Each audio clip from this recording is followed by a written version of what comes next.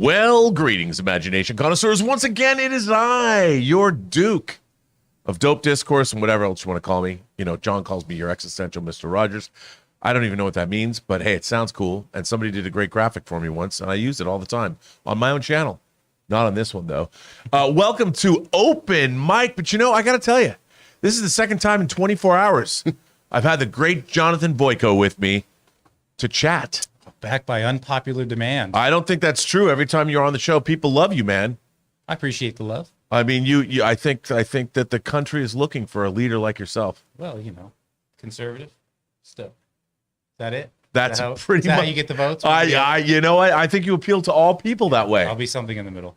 Conservative stud. Maybe that's what the country needs. It could be two be sides of conservative stud. Or both. Just so one or the other, and one at the stud. I think you should be the conservative stud. All right, I'll try. Although that's what country music musicians are. Oh, that's right. They already had Brad Paisley. They don't need me. Yeah, well, they could. Yeah. Well, anyway, Jonathan, I mean, we're going into the Thanksgiving weekend or week. That's weekends next week. Thanksgiving week begins tomorrow afternoon. Yeah. Do you have any big plans for the Thanksgiving week? No, staycation. I mean, we're going to be here for 3 days. Yeah, for 3 of those days anyway. So, yeah, I'm just staying local. Are you guys going to have a big, I mean, you've got 4 ladies in your house. Do you have a big Thanksgiving shindig? I don't know. We'll big see. dinner? I mean, we kind of do things like off the holidays a lot too, just because it's less like crowded and less like why be beholden to what society says when you should celebrate? A true punk rebel you are. Yeah. I don't disagree. Although, we have relatives. I got minor threat deep down in my DNA, you know what I mean? So, wow. Okay. Is Repo Man one of your favorite movies? I love Repo Man. See, I knew you did. People try and pick up girls. We call them assholes. This did not happen to Pablo Picasso. Why, he could walk down the street. Never mind, I'm going to get demonetized. Girls could not resist his stare. Anyway, let's see. Pablo Picasso was never called an asshole. Let's get to your super chats. What do you have to say to us? We don't know. It's open mic. Say anything. Chef Rigo is here. Hello, Chef. No one said Chef Rigo. Chef Rigo. You're supposed to repeat his name. Rigo! Chef Rigo says, as a chef, I am so excited for the menu tonight. Well, the reason why John isn't here, and we're both here, is because John is seeing the menu right now. Yep. I'm excited to see the menu as well. I'm a big fan of Anya Taylor-Joy and Nicholas Hoult. About a Boy. What did I just go see? Oh, Black Panther 2, Wakanda Forever, and they had the trailer for that. It looks great. It does look great. I can't wait to see it. I love the scene in the of the scene in the trailer. Like, you told me it was my birthday. Well, it was funny 3 hours ago. No, it's good. It looks good. It looks twisted and weird, and I can't wait to see it. And no one spoiled it for me. So No, not yet. very excited. Sure, John will spoil it tomorrow. Jared Vester sends in a super chat and says, I remember when The Force Awakens came out and John and Harloff debated on how many Star Wars movies to be released in a year, and John said they should keep it to 1 a year. I sided with John on this. That didn't age well. 1 a year. I mean, I think one Star Wars movie a year actually would have been good. There was so much hype at the time. I mean, So it was much a different age. I know, those 7 years. Yeah. It was a completely seems different like an ages past. Yeah. But yeah, I think one Star Wars movie could have. Look, the problem was, here's a pro tip, kids. If you buy something for $4 billion, make a plan. Well, yeah. I like to add an amendment to that. If you're going to release a movie every year, actually have the scripts written. Right. Like 5 years in advance. Yeah. And keep your art department. You can amortize the costs by reusing props. It's the same universe. When they interviewed JJ after The Force Awakens, and he said, well, the script's not done yet, but we have an idea of where we want to go, I was like, what? You know what the thing about J.J. Abrams is, though? When he has a script, he only has an idea about where he might want to go. He doesn't go exactly. Have you seen his television? Yeah. I kind of did the same thing. Yeah, I know. Mystery boxes are great, but if you don't get to the answer at the bottom of the box, it's kind of like, what have I been doing? Kind of like Lost. Yeah. The world's the biggest audience betrayal in the history of television. After years of, and this is a little bit of a sidetrack, but after years of saying, no, it is not purgatory, you guys are wrong. They're like, we really don't have a better idea. I guess we'll just make it purgatory. I really I became disillusioned with the X-Files. I was a huge X-Files fan, and at the end of the first season with the Erlenmeyer flask, I thought, oh, the mythology, they really know where they're going, and they kept me going until the movie. Then I realized they really don't. That was it. That was my disillusionment. Some people are politically disillusioned. It was Chris Carter and the writing staff of the X-Files. But Vince Gilligan redeemed himself with Breaking Bad and Better Call Saul. So where I'm going with all this, do you even know what we're talking about right now? Breaking Bad proved you can end a series well. It did prove you can end a series well. What is next, Taylor Gonzalez? Ty Burton, 1 or 2. I didn't get a chance to write this in on Monday, but Lincoln also turned 10 this week. Wow. Looking cool. That's pretty cool. No, Lincoln is a tremendous film. I love it so much. Daniel Day-Lewis's performance is amazing. It's a really great movie. And I think one of Spielberg's best in the latter half of his career. So I agree with that. And Ty Burton goes on to say, also, I wanted to echo Rob from this morning. That darn cat rules. It does. And that was the first thing I ever watched on Disney Plus because it was one of those titles. Like when I was a kid, I knew that Disney had made That Darn Cat, but it was like never re-released. I never got to see it because my parents would take me to all the Disney movies when I was a kid. A lot of them were re-releases, but I never saw That Darn Cat. And so the first time I had Disney Plus, when I first got it, the day it was released or whatever, That Darn Cat was the first thing that Elizabeth and I watched. And it is a delightful movie. I always felt that Dean Jones was like a tier below Fred McMurray. I would agree with that. He was like, sort of like in Hawaii Five-0, you had the main guy and you had his sidekick. Book him Dano. Yeah. You had McGarrett and Dano. Right. I could see that. I like that. But I like not that Dean I didn't Jones. like Dean Jones. I just felt like, as far as stature, probably even in the Disney system at the time. True. No, you're right. And I Dean Jones was a staple of the Herbie movies, and they were And The Cat from Outer Space was a big disappointment for me. As far as Disney cat movies go, I prefer That Darn Cat to The Cat from Outer Space, which seems odd for me. And then was it the 60s or it was 70s by the time they started doing Witch Mountain and Return to Witch Mountain, right? That's right. That was a great series. I liked Escape from Witch Mountain with Tony and Tia. Yeah. I love that. And Paris Hilton's aunt. Right. That's right. Kim Richards. Yeah. And Kim Richards, who stars with Robert Downey Jr. and James Spader in Tough Turf. Yeah, that's right. Tough Turf, the first Age of Ultron. And here we go. Another sidetrack. There you go. Whatever. Where are we at now? Question 3. Sam Fisher says, one thing you missed on your streaming segment yesterday is that the first 3 episodes of Leverage Redemption Season 2 dropped. Did we miss that? No, did we? I guess they did. It wasn't every show that dropped, though. Right. And I think that Leverage Redemption, I liked the first Leverage. Yeah. Dean Devlin produces that show. His company produces that show, Electric Entertainment. So I'm a fan. There was Taylor, do you remember there was one other we were like, oh shoot, we left this 1899. one off? Yeah. 1899.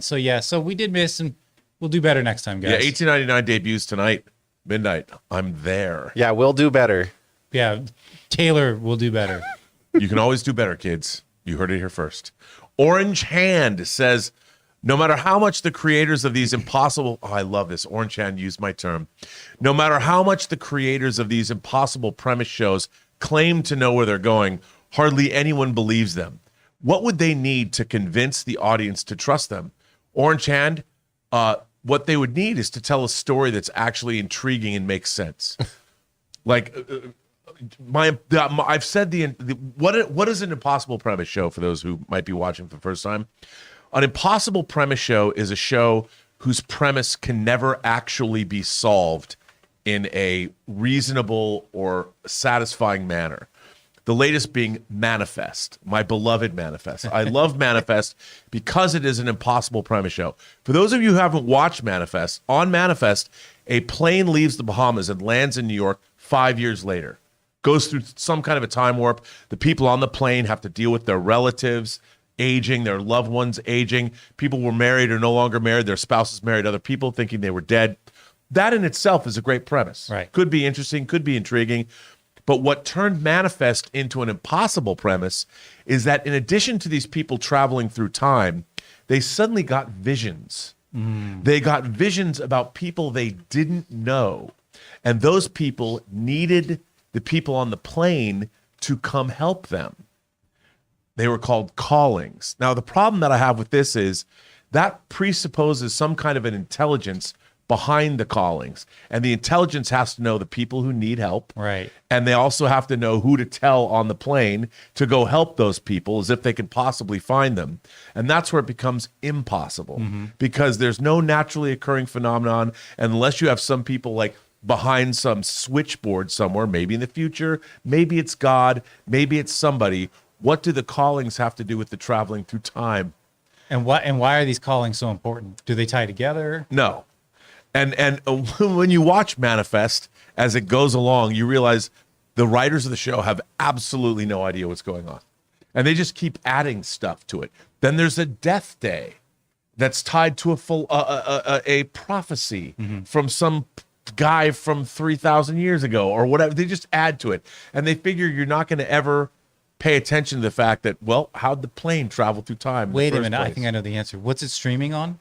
It's now on Netflix, but it was on NBC. They don't have to answer because Netflix will just cancel it in 3 seasons. Well, they only got it for the 4th season. They only let it survive. And that's the thing. You watch this show, and the reason I love Manifest so much is the cast brings such conviction. They believe, even though it just gets more and more full of gobbledygook. Anyway, I love Manifest. There we go. Josh Becker says, do you know how long a movie shot takes to render? Well, Josh, that's a loaded question. First of all, I would ask, if you're talking about one shot, how long is the shot, first of all, because you have to think in terms of render times by frame, and length. So if a shot is, say, a second long and it was shot at 24 frames, that's 24 separate renders.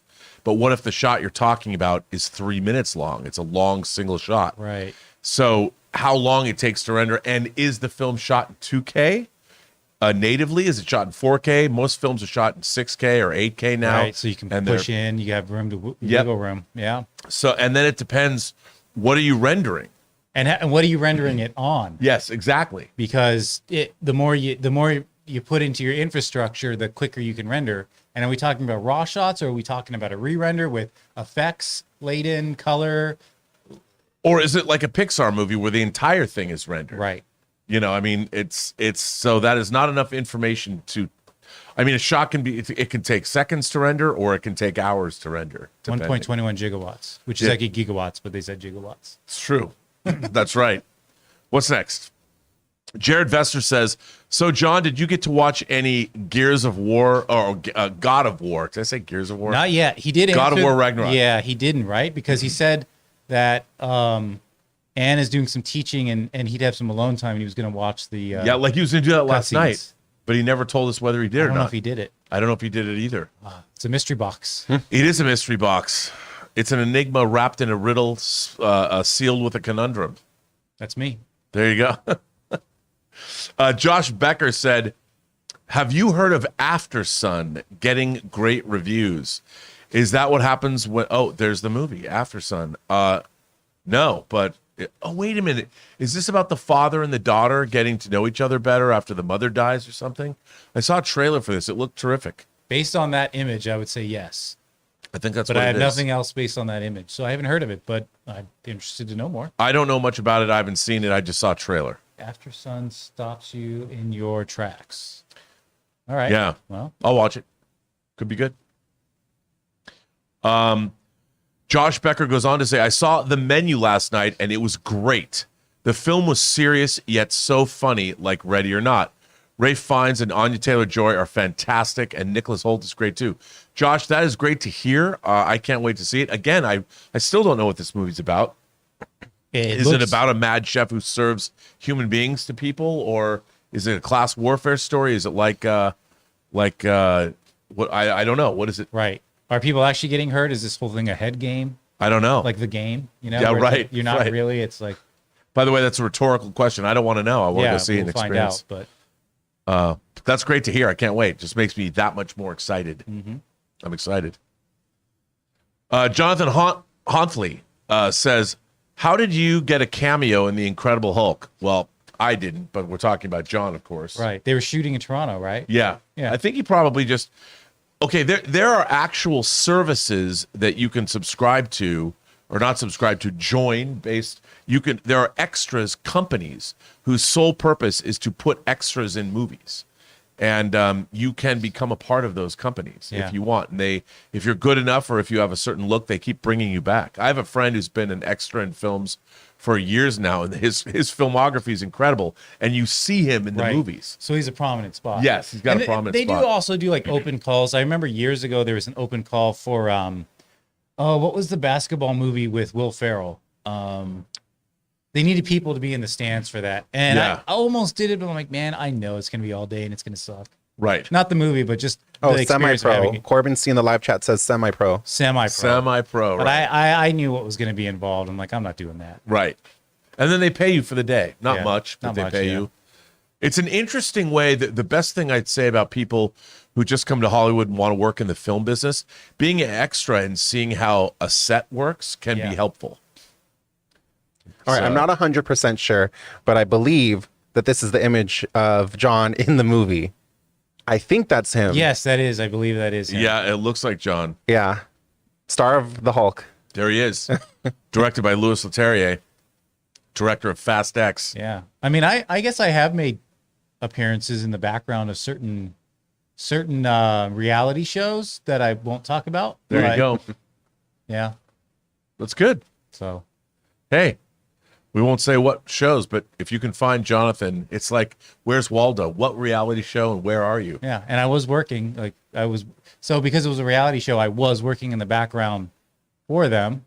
But yeah, there you go. There's a hint too. See if you can figure it out. Josh Becker says, I'm seeing She Said today, Black Panther 2 for the third time tomorrow, and I'm also seeing Del Toro's Pinocchio in theaters, which I'm so excited for. Ooh, does that drop in theaters? Limited run this week? I mean, there's so many movies coming out. This movie looks great. I can't wait to see it. Look at how good that looks. Oh, so I got to show you guys something. Whoever is running the social media accounts for this Pinocchio movie, they're doing great because, let's see. Oh, that's us. I'll put it on you because I don't know how to do this. But here is Pinocchio on the red carpet. Oh, that's cute. Wow.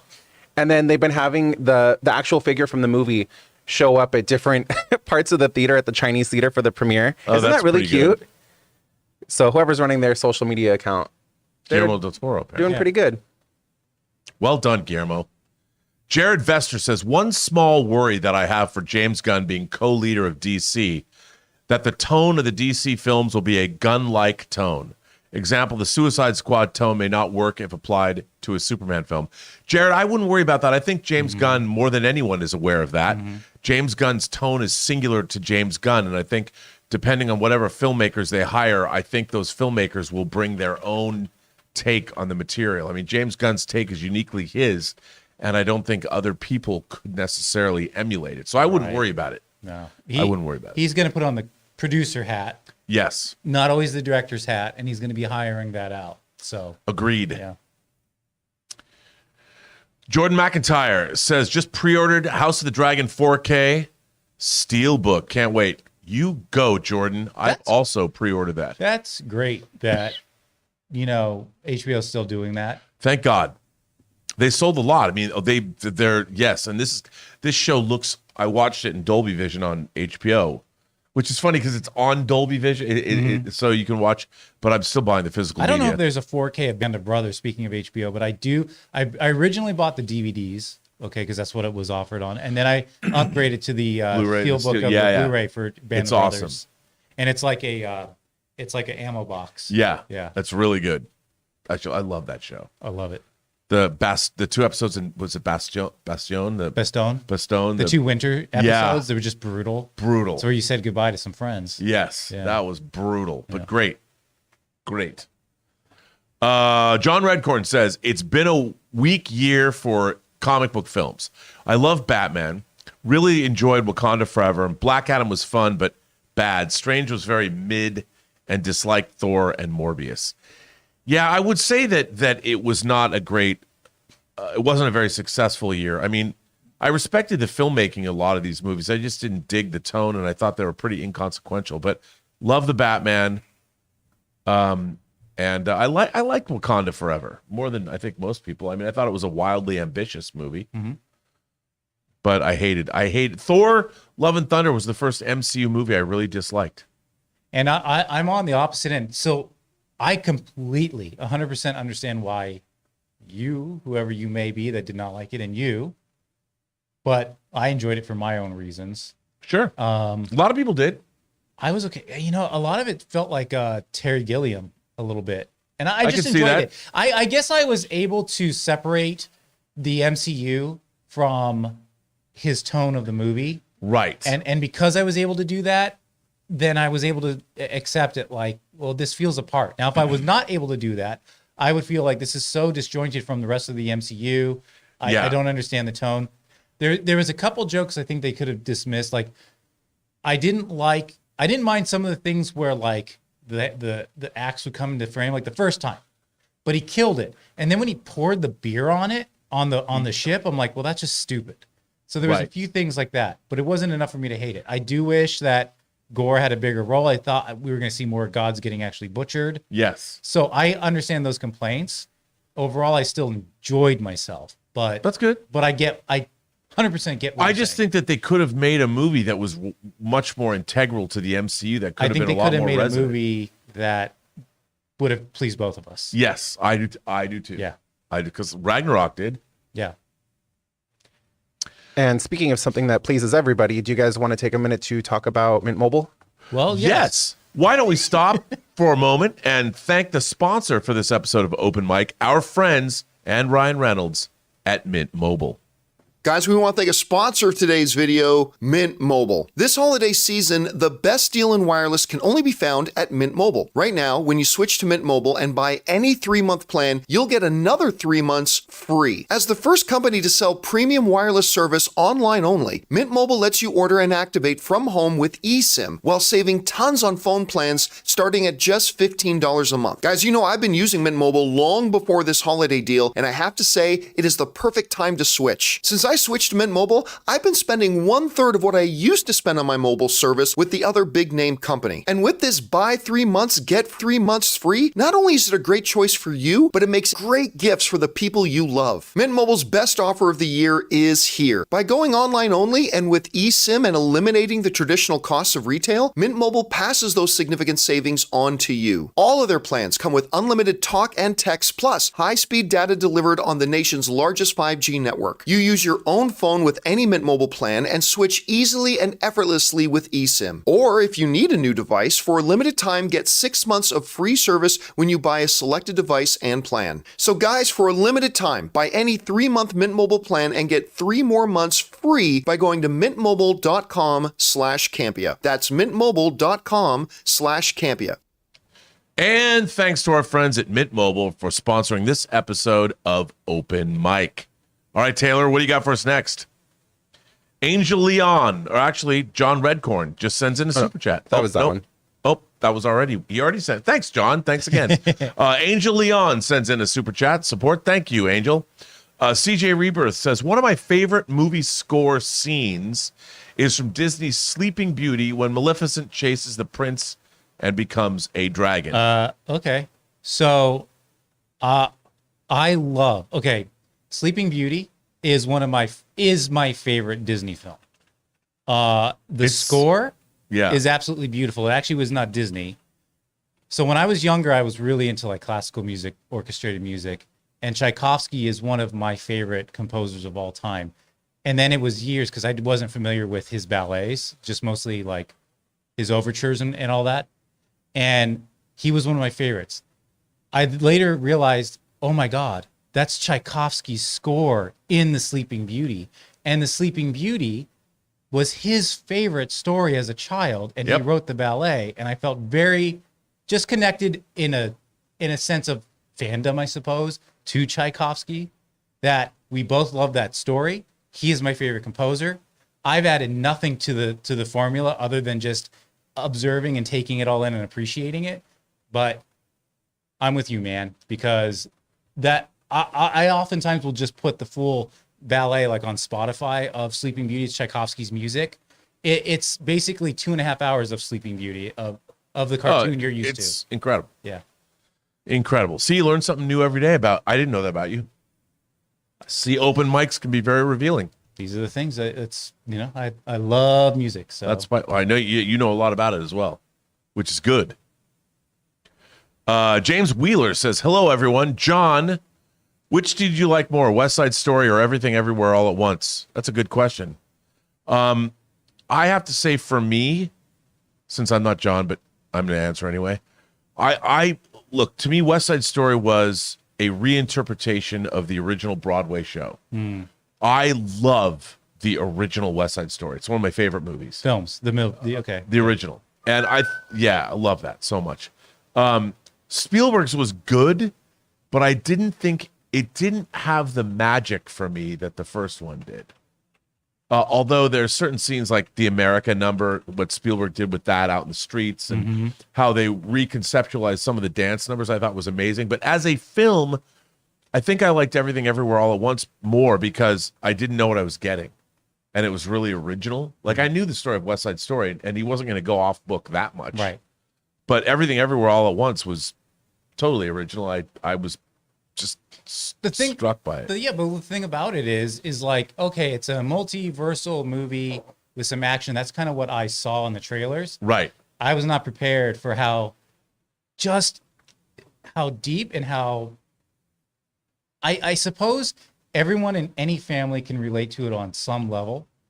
And it is just so down to the level of him just like saying like, you never talk to me anymore. Right. I mean, it's real. I mean, this is stuff. It's like, this is how communication, showing your love to your family members. Yeah. I mean, it was just very heavy. I thought so too. And I was really not prepared for any of it. Yeah. So I thought it was great. I loved it. John Redcorn says, what were streaming numbers for She-Hulk and Miss Marvel? I don't know. I mean, No idea. I don't think she. She-Hulk had very good streaming numbers from what I recall. Yeah, I don't either. But they keep that stuff very close to the vest. But I don't know what the numbers were. I don't know if they were good or bad or I don't know. Not sure. But see, here's the thing that people forget. Streaming shows, once they're there, they're there forever. Yep. And they don't stop. People don't stop watching them. I was going to say they're evergreen. Yeah, they're evergreen. So there's something called, actually this is a book too, called The Long Tail. And I read once that even a jukebox that have access, I mean, now the jukebox have access to Spotify and stuff, but even like jukeboxes from 10 years ago that even were connected to the internet, if a jukebox had 50,000 songs in it, eventually all of them would get played.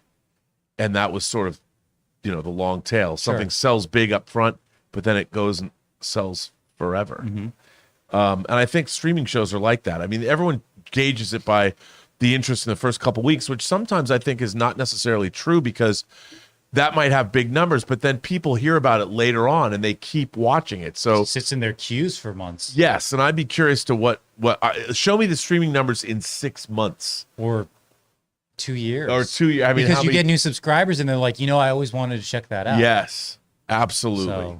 So it's kind of like it's hard to gauge with streaming. yes, and that's why when people, the streaming show is not successful. I'm like, what? Because the first week it didn't put up big numbers. Where's it going to be at 2 years? Right. Right. It means a big deal on network because it's there and then it's gone. But not so much anymore. No. All right. Christ Courage sends in a $50 super thank chat. you. A $50 super chat. Hello, John and crew. Tomorrow is game day for me. The Chosen is releasing the first 2 episodes of season 3. Did you hear about this? Did you think you might go? And do you think TV shows should move to this format if the show is popular enough? You know what? I remember when The Chosen debuted. Where's it on? What's it on? I don't even remember, but it's a good show and it got great numbers, but I didn't follow it. And I mean, I think that, hey, if it is a good show, and look, in this day and age, if it gets a 3rd season, people are watching it. Right. It's got to be good. I mean, I find religious theme shows hit and miss. There are some because if I remember, it's biblical, but it's really well done. Like it has great production values. If I'm thinking of the same thing, I love when I was growing up. I mean, I'm a Jew, but I loved any biblical stories. I loved all of it, whether it was the robe, You know, Ben-Hur. whether it's Ben-Hur, Yeah. you know. I mean, Ted- Ben-Hur is literally subtitled "A Tale of the Christ." Right, which I loved. I mean, I loved anything about that. So, is that The Chosen? Yeah, I think it's on Peacock. Okay. Oh, it's on P. Okay. Well, that's cool that it got to a third season. A third season. That's good. Congratulations on that. And by the way, thank you so very much for supporting the channel in that way. We very much appreciate it. Absolutely. Angel Leon is back. iTerm of the video game theme. I think there's been a bit. Probably in terms of the video game theme, I think there's been a big evolution in their storytelling. Not only the stories themselves, but also in their cast, cinematography, and music. PlayStation is the best. Well, Angel, I have to say, even in my own lifetime, I mean, PlayStation has been around since the late 90s, I think. So if you look, let's just call it 22, 23, maybe even 25 years. The leaps and bounds in gaming technology is astonishing. And I've said, look, I don't think it's done yet. I really believe that gaming right now is kind of where movies were in the 1920s. At the end of the 1920s, we had the advent of sound, and movies changed forever. I think we're on the cusp of real virtual worlds and virtual technology that we don't quite have yet. But when we do, it's going to be what gaming. It's going to put gaming onto a whole new level. I have no reason to think that. I just think we're going to 2023. I think by 2027, 28, 29, You've got to we're gonna have some consoles that can really run that stuff smoothly Yep. at a decent cost that people can afford. No one wants to go out and spend $500 for a headset that's uncomfortable, and then it runs choppily on there. Yeah. It's too complicated. So it has to become integrated and at a cost that people can afford. Yep, absolutely. And I think that there's going to be, I don't know what that technology is, but I think it's going to come from somewhere. And I mean, I'm pretty much have always been diehard Xbox. I have PlayStation now too. I will say, and I agree with you, that the PlayStation exclusives have overwhelmingly been the best storytellers. Between Last of Us, Ghost of Tsushima, obviously God of War, which I haven't gotten in too much yet, but it's, I still get it. And there's another one that they all of the what's it called? He's like Indiana Jones for modern times. Uncharted. So either way, they have hands down kind of as far as exclusives, because like Skyrim and all that stuff is not exclusive, Right. But exclusive, PlayStation kills it. I agree. And Red Dead Redemption too. But that's not exclusive It's either. not That's on exclusive. both. Yeah. It's not, like Grand Theft Auto. Yeah. Right. Chris McIntyre says Kevin Feige in the MCU introduced Morgan Stark in Endgame. Seeing as she stole her scenes in that and had deleted scenes in that Spidey and No Way Home, what do you think her future is in the MCU? Thanks, and bring on the filthy. You're talking about I Love You 3000, Morgan Stark. Right. I don't think we've seen the last of her. I don't know what her legacy is going to be in the MCU. I mean, I think it's hard to say because we haven't seen her since. It is. Does she take on a more leadership role like her mother, or I don't know. I mean, so now you've got his daughter, you got Ironheart, which I get.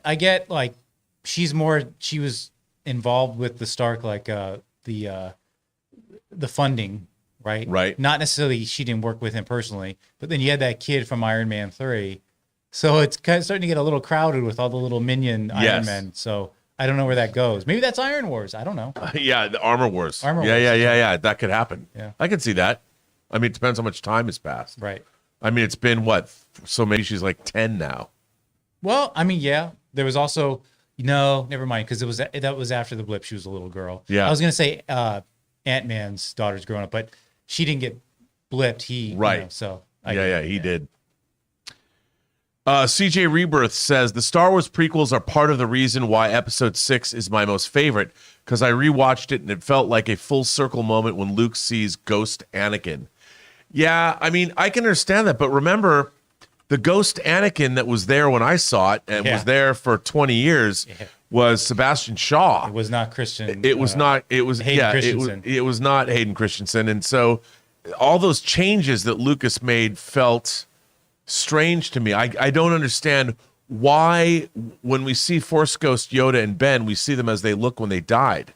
Their excuse, I believe, was he came back to the moment before he became back. Yeah, he became Vader. But also, we learned that it takes a lot of work to become a Force ghost, and he was like immediately a Force ghost. Yes.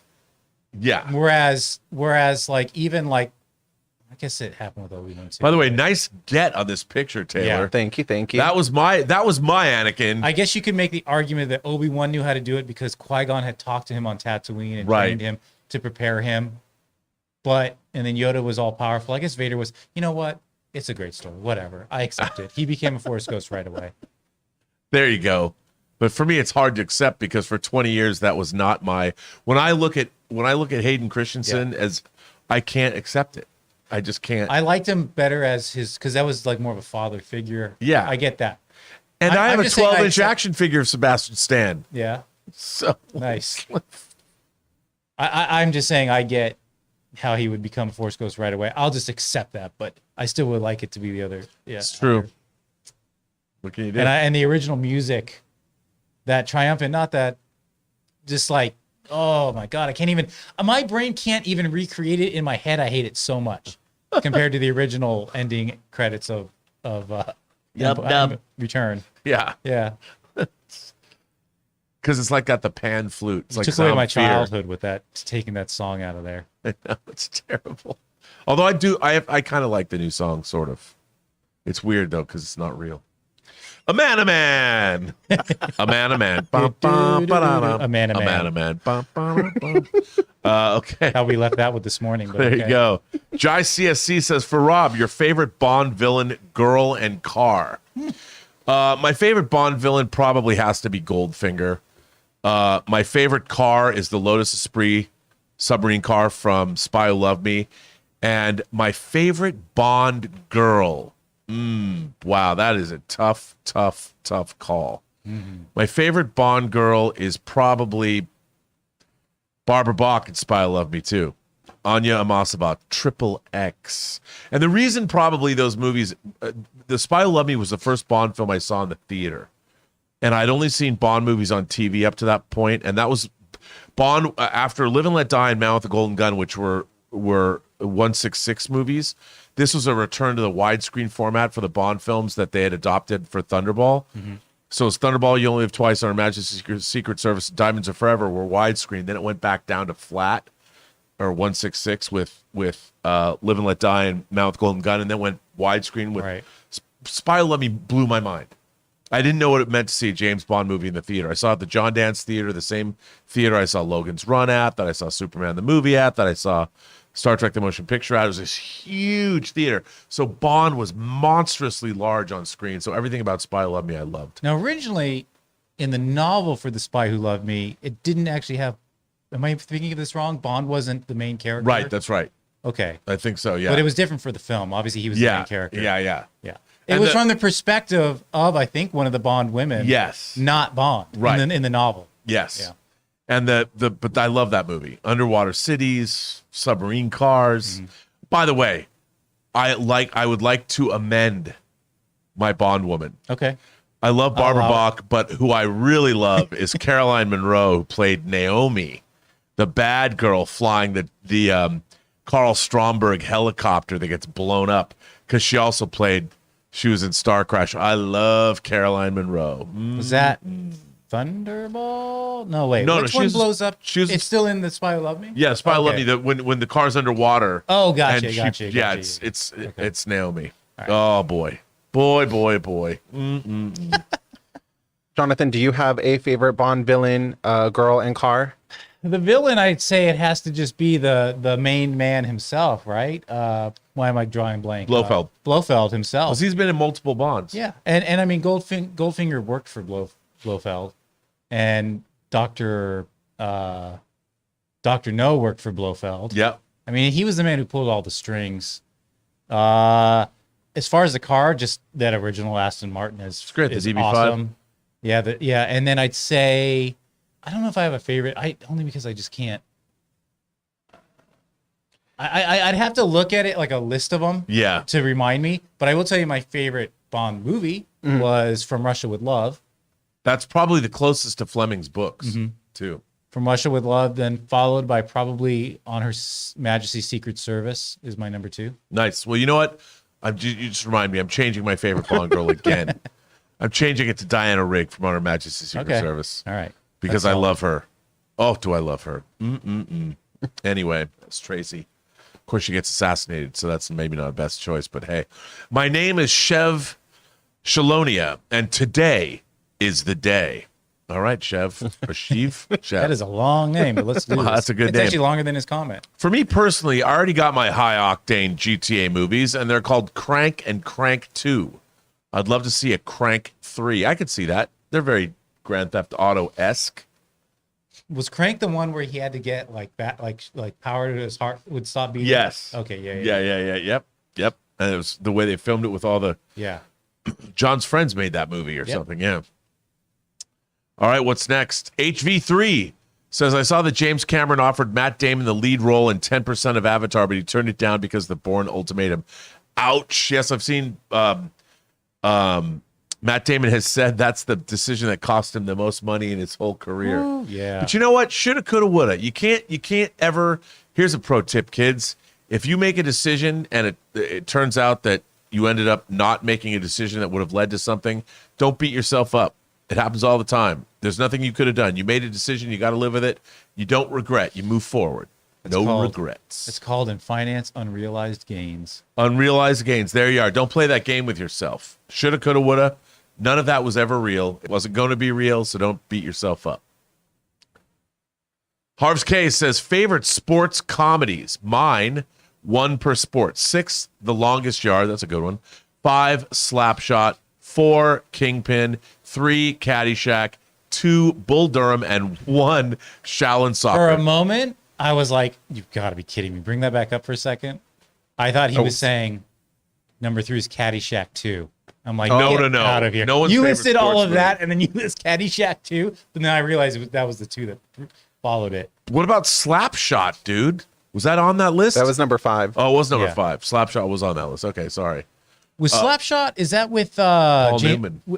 Paul Newman. Yeah. And it's like a kind of a minor league. Yeah, the Yes. three Yes. brothers. Yeah. Slapshot. Those are all pretty good. Shaolin Soccer is a great number 1 choice. I mean, I love Bull Durham. I also love, I don't know if it's a comedy so much as it is a drama, but there's a football movie called North Dallas 40 Yeah. with Nick Nolte and Mac Yeah. Davis. I really like that. It's pretty good. Yeah, that's almost more of a dramedy. Yeah, it is more of a drama. Yeah. It's more of a drama. But Caddyshack, dude, I love Caddyshack. Young Chevy Chase in his prime. No. No. Where to go? Right in the lumberyard. I love that movie. It's great. There's so many. What about Happy Gilmore? That's another funny golf movie. Yeah. And if you want to go more slapsticky, man, what about Will Ferrell and John C. Reilly, the race car drivers? Oh yeah, Talladega Nights. Talladega Nights. It's another good sports. Yeah. Oh, I love Talladega Nights. It's good. With Borat. Right. It's great. Yeah. It's great. That's a good one. A few people in the live chat are mentioning dodgeball. Dodgeball. Well, dodgeball is awesome too. That's good too. But is dodgeball really a sport? Come on now. It's a PE game. And then someone mentioned semi-pro, which I was Semi-pro's good. almost on as an extra, but declined. Could have, should have, would have. Yeah, don't Can't live worry in about that. world. Can't live in that world. Nope. No regrets. No regrets. I still have Sleeping Beauty. Can listen to that. Kind of like the movie Groove, which you all should see. My name is Chev Shalonia, and today is the day. Says the menu is magically delicious. It's funny, dark, and Anya Taylor-Joy is a delight. Different than I thought. Ooh, that's good. But should get the chef pleasure stamp of approval. I don't even have a thought to be different with this. I mean, it looks to me like my first inclination is they're serving people. that or would be something, my or they're going but to they're eat all them. just But there's got to be more to it than that. yeah, and they're trapped in there. So is Yeah. it more of a lesson they're teaching these people? Are Right. they tied together? What's the deal? Is it a social class thing? I don't know. Yeah. I can't wait. But if you loved it with that long of a name, it must be good. I'm seeing it at 5. I don't know anything other than what's in that first trailer, but there's like a scene in the trailer where there's a tortilla and it has like bank account numbers on it or routing numbers Well, on I it. saw another thing too. They had like pancakes with their images, like Oh, maybe it was a pancake. I thought it was a or a tortilla. crepe or something, and their images are like kind of seared onto it. It's like this has my face on it. Yeah. Yeah. There's more to it than meets the eye. I hope it doesn't have an impossible premise. Maybe there will be potatoes that are voodoo dolls. Could be. That's what I'm hoping for.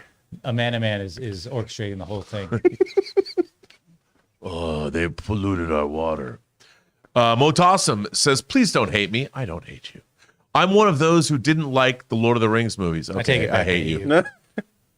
Next. No, I'm just kidding. I watched them all and tried. I just couldn't vibe with them. I did enjoy the new Amazon series, though. Okay, guys. Well, I was kind of joking, but you know what? Show's over. We'll see you tomorrow. All right, so now we're going to talk all things Shrek and what we're expecting in Puss in Boots 2 this Christmas. Oh, you guys are back? Okay. John made us. We're kidding. He texted us during the movie. No, Yeah. I'm just kidding. You're allowed to like whatever you like and don't like whatever you don't like. That's awesome. Whatever. It's true. No, that's Motossum. Yeah. Motossum, that's okay. You know, to be fair, in all seriousness, there's a lot of people that, and I am one of these people. It's hard to get past all of the wigs, all of the big feet and the pointed ears and the fantasy tropes. There's a lot of people that can't, like you said, I think it's a perfect thing you said. They can't vibe with those things. Like my mom is not very imaginative. And I had a hard time growing up. Like, I'll give you a funny story. My mom, when I took her to see Raiders of the Lost Ark, we're driving back in the car and my mom is really quiet. This is in 1981. And I said, well, Mom, what did you think of Raiders of the Lost Ark? And she goes, that could never happen. And I went, well, what do you mean? She goes, well, that scene where Indiana Jones is holding on to the back of the truck with his bullwhip, and he's getting all the gravel and the dirt and the dust in his face. He could never hold on. And I'm like, well, Mom, what about the power of God vanquishing the Nazis and coming out of the Ark of the Covenant? My mom's like, oh, no, that's fine. I mean, Moses parted the Red Sea. But all that gravel in his face, he could never hold on. Well, I always thought not so much that moment, but it's like if that submarine goes below water, he's not getting to that island. He's going to be stuck in the Mediterranean. It's true. For years, as a kid and watching it, I was like, I don't understand how he's got on top of the sub, but he's there. But They explained it. just They never explained it went in the down. comic adaptation. Did it just never go down? Never went down. Okay, that's what I figured. But for my mom, she's a clean freak. Right. You know, she's a total anal retentive perfectionist. Like, our house is never dirty growing up. So that was her thing. It was the dirt in the face. Right. What are you going to do? Everyone's different. Yeah. That's why people don't like Lord of the Rings. There's too much dirt in the face. Well, I think the Heartbeat need to take a shower. They look so stinky. Yeah, They need to take a bath. And the thing is that just because they're nomadic doesn't mean they're dirty. Oh, their hair is just like and it's not just the dirt. You can see the oil just caked in their face. It's just jumping Yeah, in the how do they river, man. reproduce? I don't Jump want to in the kiss that river. face. Come on, man. Jump in the river. Take a shower. Come on, Harfeets. I know. That Where can we never happen. They don't take showers. Joseph Michael says, if you buy a movie ticket online, AMC, for example, but you don't actually show up and have that ticket scanned, will that purchase, no show, still be counted toward the box office gross? Yes. You bought the ticket. You don't have to use it. You spent your money, though. But is he talking about A-list? Or what? Oh, Bring that's it a up good again? question. Oh, He just said buy a ticket. He was using Oh, AMC, yeah, for for example. sure. Yeah. If you buy a ticket, Yeah. it gets counted. Yeah, because you paid the money. You didn't get your money back. Yeah. You don't have to show up. Because the theater has a record that you bought the ticket, whether you're there or not. They probably prefer you're not there. Yeah, right. Or at least the person who had the seat next to you prefers that. Yeah. He's got his own place or her place to put their popcorn, They're like, with their "Great, jacket. I love when I should go to a concert and the people next to me didn't show up. Oh, I Great. love it. It's the greatest thing ever. Same with airplanes. Oh, there's no one sitting here? Darn. It's the best. I'm like, look at me, king in the castle, king in the castle. No one's next to me. Especially like in a transatlantic flight. Going to New Zealand or Australia, 14 hours on a plane, there's no one next to you. It's like, Ugh. Yeah. The longest I've done is London, 10 hours, like 10 and a half. oh, Australia, New Zealand, 14. Those are bad. Brutal. But what you do is, here's how you do it. Here's Stop in Hawaii. No, you always take the red eye, Uh-huh. and at 12, and you drink, like you drink wine or beer, and you stay up as late as you can. Go to sleep. You go to sleep, and you'll wake up, and you'll be landing. Nice. It's great. That's the best way to do it. It's you good. Where are we at? CJ Rebirth says, one last thing. I haven't met you guys yet, but I did run into Wendy and Dustin, aka the movie couple at D23 day one, and I'm grateful I didn't faint or anything. That's Wendy from Collider. Yeah, I know Wendy very well. I like Wendy. She would always book me on Heroes. I remember the day Wendy was hired and walked into the Collider Studios. She was always I very was nice there for to a me. long time, so I remember the day Rob walked into the Collider Studios. Yes. I remember the day a lot of people walked into the studios. That was in April of 2015. Man, I've known you 7 years, that means. Yep. And I've been working with John for almost a decade. Yeah. 10 years, they call that a decade. That's from Open Range. That's a great movie. I love that Costner's directing a new Western. I can't wait. All right, Taylor, what's next? Mr. Seminole Fan 1 says Brendan Fraser did a video breaking down his most iconic roles. I saw that. He said he would love to do another Mummy movie. Would you like to see him return? I would. Yeah. Why not? Yeah. I mean, yes. I mean, he's going to be like, he's older now, so he's not Right. going to be swashbuckling as much, but I mean, if they take that into consideration, it's like decades later. yeah. It'd be cool. I mean, if they're doing it with Harrison Ford, then Or Brendan Fraser, by all means. if Maverick can come back and fly an F-14 again, then, well, by God, he can go look inside a pyramid. hell yes. There's your Indeed. answer. I love Brendan Fraser. We all do. I do too. I like him too. CJ Rebirth says, like you say, Rob, our shuttlecrafts are parked in the same shuttle bay. I also own physical media, and I too fell down the K-pop rabbit hole, though I'm more of a Twice fan. I can see that. I mean, Okay, let's move. I know. I feel bad. I can't. I look at this kind of stuff, and someone's going to arrest me. I can't help it. I can be their grandfather. You know, it's just, what can I say? Maybe not their grandfather. Not yet, anyway, but I could. Terrible. Oh, man. Thumbs down.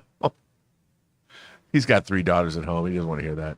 Rob, I'm really bummed we didn't get our tickets to go see Blackpink together. Yeah. mean- you know what? If I could have gotten away with it if I went with you, We were supposed to go. I couldn't do it with myself. That's one of those Bad. things where it's like, I am not into that kind of music at all. But like, I can guarantee you it would be an awesome show. It would be an awesome show. Yeah.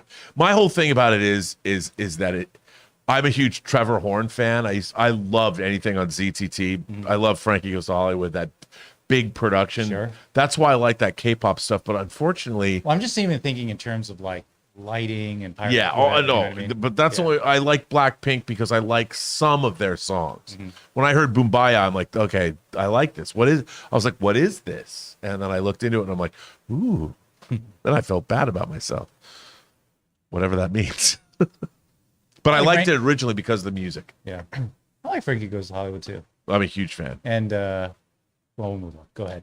They I'm sure people don't want to hear us talk about 80s pop. Art of Noise. They did an album called The Seduction of Claude Debussy, which is one of my favorite records of all time.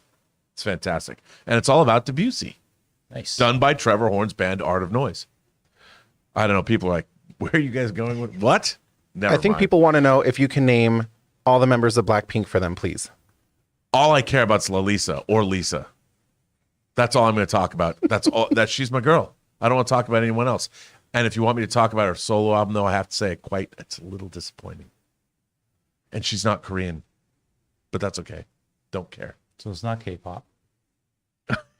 No, it's still K-pop. Okay. 'cause She's it's from produced Thailand. by okay She's from Thailand. Korean record label, so it's K-pop. It's true. It's true. It's K-pop. I'll take it. All right. And no, I don't have 12-inch figures of them. Tyler Pfeiffer says, John, a couple of months ago, I asked you if you preferred Ian McKellen's Gandalf or Magneto. You answered Magneto. Can you explain why? Well, all I can tell you is that Magneto is John's favorite comic book villain. Right.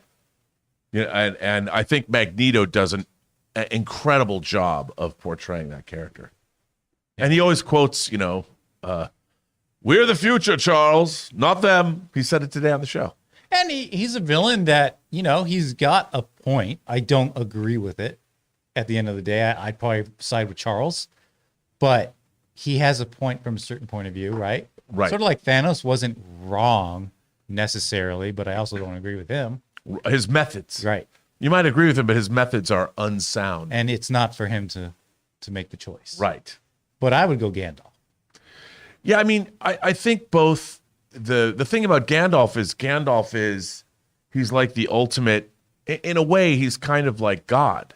He's descended, he's part of the Astari, he's descended down from the heavens to sort of help us, but we have to help ourselves. Right. Like Gandalf's not going to come in there. He might lead a group of people, but he's not going to show up and just save you. Well, one of my favorite scenes, actually, it's a moment he's not even fighting or saving, but it's him and Pippin, and the horde is coming through the gates, and they feel like their lives are about to end, and he's like, he asks Gandalf, like, what happens when you die? And he's like, death is only the beginning, and he goes through that speech of like the shores, and I'm just like, oh, it's so awesome. It's fantastic. Yeah. So good.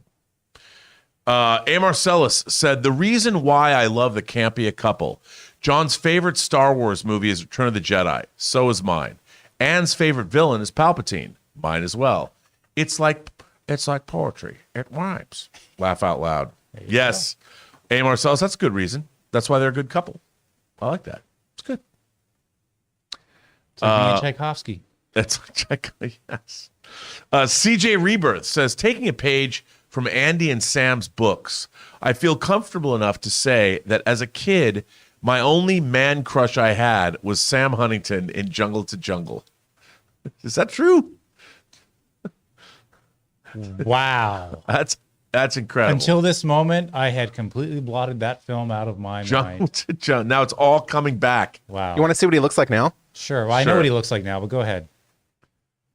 Now I know. I just want to I not to flex. Wait, was he in? Yes, that's what I was Okay. about to say. All right. He played Jimmy Olsen in Superman Returns. Okay.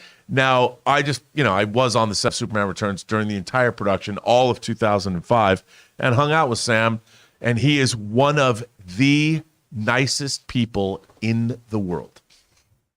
One of the nicest people in the world. And he's a great actor, too. I agree. Just saying. I haven't met him, so I'll believe you that he's nice. He's the nicest guy in the world. But he is a good actor. He was a really good actor. That I witnessed. I thought he was great as Jimmy Olsen. I really thought it was a highlight of Superman Returns. Really well cast. Well, that's it that loaded in our activity feed. I'm going to take a look really quick, make sure we didn't miss anything. That's if you guys, it? We're having so much Yeah. fun, Jonathan. If you guys want to know. talk about chicken, talk about a man, I'll just check really quick. A man. I'll eat all the chickens. That's I guess my best without any practice good. or warm up. I swear to God, I really believe that guy, that creature, that alien is whatever race. I have to consult the Star Wars visual dictionary, but whatever race a man is, I think that's one of them. You think that is? I feel like it's a different race. I feel it. I don't know. It looks kind of like. I mean, is that it's not supposed to be Dexter Jettster's race? Is it from Attack of the Clones? Cloners from Camino, or maybe it is. I don't know. I mean, I liked. You know what I liked about that scene is that I don't know exactly how they did it. It could have been CGI, but it actually felt like suits. I felt like suits to me too. There was a weight to it in the way they Yeah. walked. It felt like it was suits. It felt like a little bit of kind of like a Dark Crystal, like kind of a I hate your whimper. yeah, like that kind of feel. I was Yeah. like, they could have easily been like all like fake and CGI. No, like and it looked like floaty. it, and maybe only the face was CG, like Yeah. the mouth move. I loved both of them. They were great. That was everything. What about it, Taylor? How we at? We are all good. All right, We're- sorry guys. That was done here. fantastic. Don't apologize. Well, that'll do it. I want to thank all of our generous viewers for supporting this channel with your super chats. It gives us fun things to talk about, and you're supporting the channel while you do it. I can't even speak anymore today. I want to thank my co-host, Jonathan Boyko, for being awesome. Jonathan, where can people find you online? You can find me on Twitter while it's still around at Sonic if you want it. All right, well, that's good. And, of course, Taylor Gonzalez sitting behind the box, controlling everything. He's like the man behind the man, the guy behind the curtain. Wizard of Oz, Taylor Gonzalez, thank you for the work today, sir. Thank you. And you are seeing the menu tonight at 5? The menu tonight at 5, and then tomorrow night at 7:40, past my bedtime, I'm watching Bones and All, and I cannot wait. Wow, Timothy Chalamet is a cannibal. Yeah. Can't wait to see that either. And, of course, I am your friend and foe, Robert Meyer Burnett. You can find me on Instagram at RM Burnett, find me on Twitter at BurnettRM, or find me on my own YouTube channel, Post Geek Singularity, or the Burnett Work, either way. And I guess that brings us an end to this open mic. We will be back tomorrow for Friday before Thanksgiving on the John Campea Show. Find us in the morning. Join us. Send in topics if you have ideas. You know the drill. And remember what John always says at the end of a show like this. Bye-bye.